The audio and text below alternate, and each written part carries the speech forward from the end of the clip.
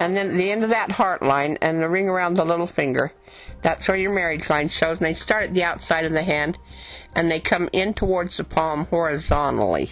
Well, I know the problem. I couldn't read those children lines because you had your hand bent over. Although I think it just showed two children lines on there, as far as I could tell. Generally, when you take the picture of that hand, you have to have your fingers straight up. That's that side picture. Okay, 3 marriage lines.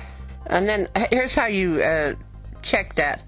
Right there where the flirt lines are, that's the bottom of that section. And where the line goes around, ring goes around that Mercury, that little finger, that's the top of that section. So you start at the bottom where the flirt lines are, and going up, the first third of that section is about age 20, 30. The next third is about 40, 50, and the last third is about 60, 70, 80.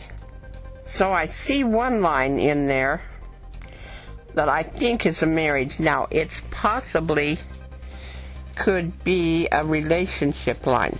So I've written over there, first marriage, that could possibly be relationship line.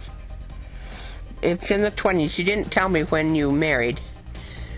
So I'd say I had to guess a little bit at the age you were when you married. Let's see, you're 37 now. That highly likely is a relationship line. You have to go by the darkness of the line. And when you get to a line that's got a lot of color in it, that's generally a marriage line. Because I think that the second line up, even though I've got 3 marriages marked, I think that second line up is the marriage you're in right now. Second marriage, it's a good dark line, but it's only about 20 years long. And then the third marriage line is a lot longer line, and it's fairly good. It's about as dark as that second one. You look at the darkness to see how intense the relationship is. So that third marriage line's fairly good, but it's a lot longer, and it tips down at the end, which means the spouse dies first. It's probably about 30, 35 years.